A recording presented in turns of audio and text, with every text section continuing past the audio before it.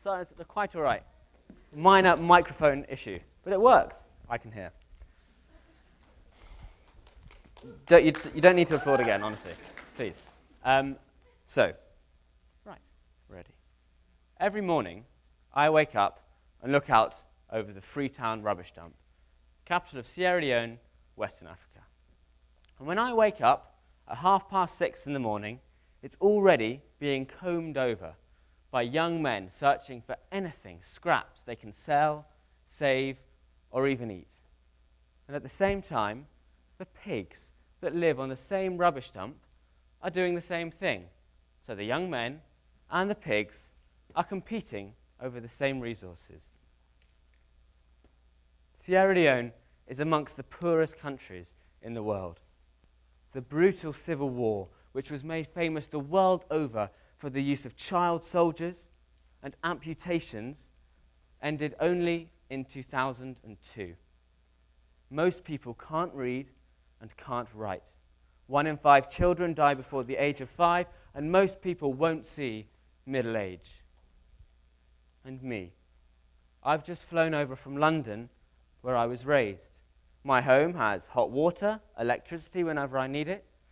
I have a degree from Cambridge University. I have a smartphone in my pocket. But most kids my age in Freetown are lucky to have all their limbs. So for me, the question has never been whether we should try and make every effort to change that crippling status quo that affects the poorest people in the world, but how? How can we change it?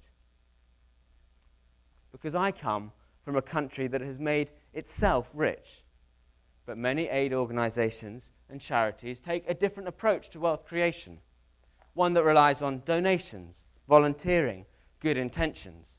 Great. But what I've seen on the streets of Freetown is that traditional charity doesn't deliver lasting change. Charity can provide help in the worst of times. It can build a hospital. It can provide food for the hungry, shelter for the needy. But it will never make a man rich or a nation self-sufficient. We need to create a new model which has more solid foundations than those of foreign patronage and aid.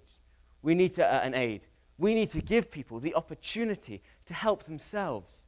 And yes, that means providing equipment, tools, materials, but it also means showing people that more is possible, that change is possible, and that they can do it. That's why I founded Planting Promise, a business development organization in Sierra Leone. We run farms and food processing factory and an internet cafe and use the profits from our businesses to fund our schools.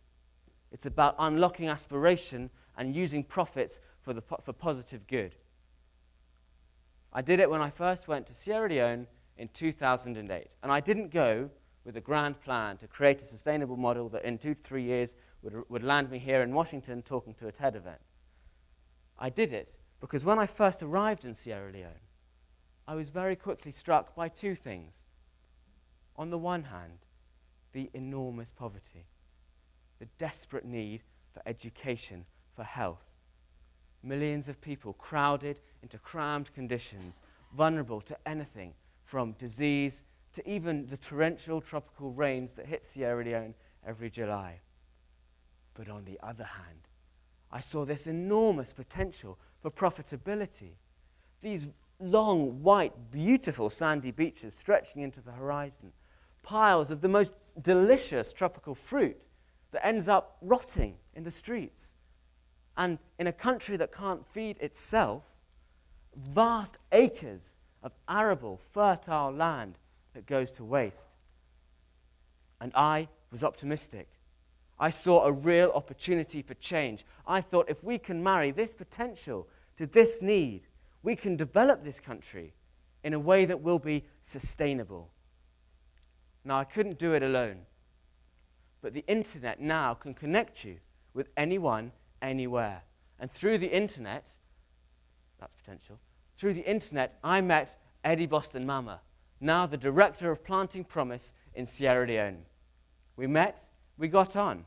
We shared the same vision despite our differences. We both thought that the way to change a country is education. Give people the chance to learn, the chance to aspire. So we started with a school. We talked to people. We somehow managed to get a site together. This site was 4 concrete, greying, crumbling walls. It was nothing. But, we got a piece of tarpaulin and stretched it over to make a makeshift roof. We got a carpenter to make benches, tables, chairs. We painted things black, the walls black to make them into blackboards. We got teachers, and we got the most basics to start a rudimentary school. And with those basics in place, we opened up for registration. And I so clearly remember going to bed the night before registration was due to open, really worrying. I worried that not 50 kids would turn up. Because if 50 didn't, then all the effort we'd gone to wouldn't quite have been relevant. It would have been, us barking up the wrong tree. But arriving the next day, the next morning, I came down and there was this long line of children snaking around the corner of the street. And I didn't even connect what they were doing with what I was doing. I remember thinking, God, I hope these children don't get in the way of what I'm trying to do, Seems odd that there's a crowd and, awful timing from my point of view. But over the next 3 days, we registered something like 450 kids, which was so inspiring because it so clearly emphasized the need for what we were doing. But then, the next problem, of course, is funding.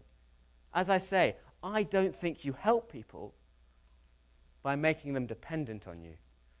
I think you trap people that way. So I was adamant that our school wouldn't rely on a traditional funding model where we raise money in the West and send it down to poor countries. I was adamant we could find some way of tapping this potential to meet this need and create these solid foundations for real development. Not aid or charity, but development. So, next challenge for Eddie and I. So, we hired a taxi. Clapped out old Nissan, don't know what model it was, but it wasn't a new one. It was held together by wire, the bumpers are falling off. And on a rainy July day in Sierra Leone, we slipped and slided our way along these mud lanes that passed roads in Sierra Leone into the remotest village we could find. And if I look back on it now, I can tell you, and I can even tell my mum, how scared and terrified I was in that journey, because let me tell you, these roads are not safe. But, I didn't dare tell her at the time.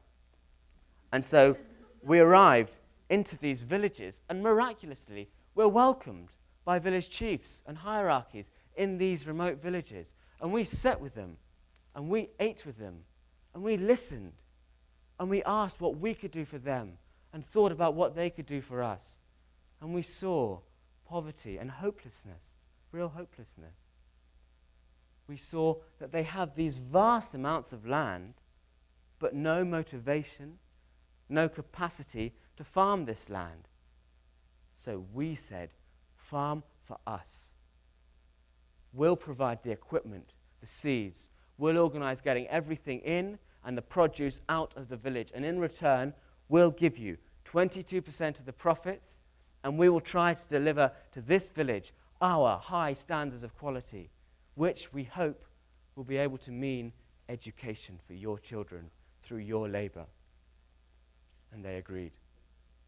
And in the 2.5 years since we did that, those villages, those same villages which we have stayed in, have been transformed.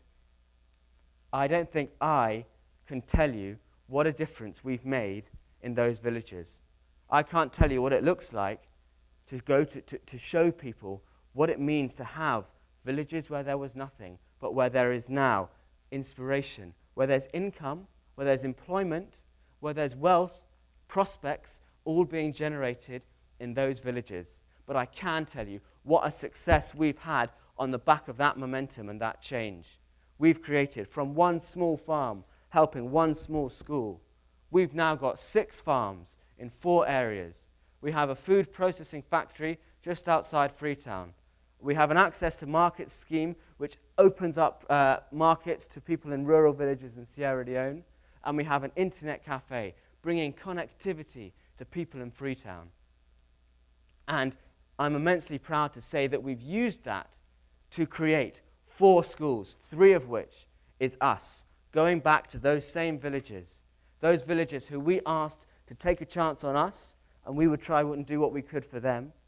We've gone back to those villages and said, you've done it, now we can do it.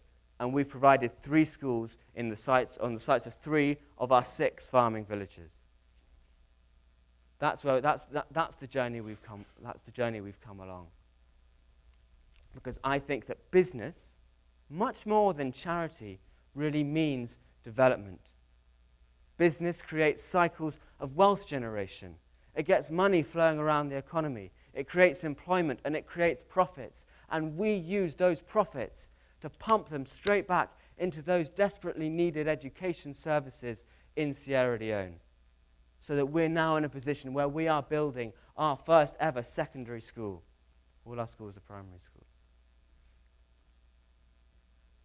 This sort of sustainable model, a model which has foundations more stable, more reliable than those of traditional charity, which suddenly makes the problems in Africa of aid, of dependency, of scale, it suddenly makes those problems seem surmountable.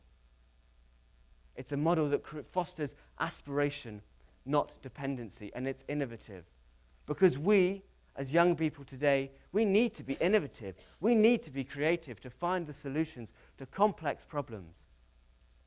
But we, as young people today, have more resources than ever before. You know, I think revolutions happen when the personal productivity of the individual is transformed. Think of the effect of the internal combustion engine, or, change from Stone Age to Iron Age tools. And the internet does that for our generation. Just compare what we are capable of with what our grandparents are capable of. And once we know that, it's not hard.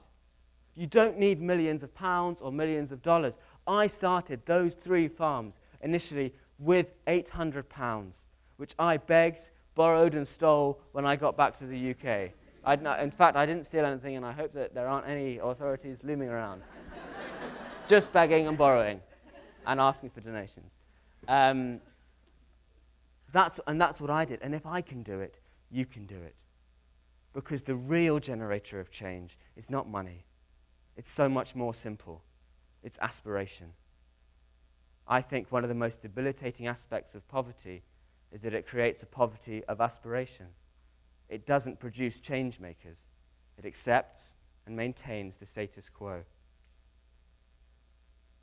But when we realize what opportunities we have to change the world, we can be so optimistic about our chances to do so. Optimistic. Not because the prospects for the world are particularly bright. Sometimes they won't be, and you'll feel you'll never see the change you're working for. But optimism lets us imagine what's possible when the outlook might seem bleak. It gives us the courage to improvise, adapt, and overcome any obstacle. It keeps you undefeated only because you have gone on trying. And optimistic because it's only by holding on to that optimism that we can truly change the world. Thank you very much indeed.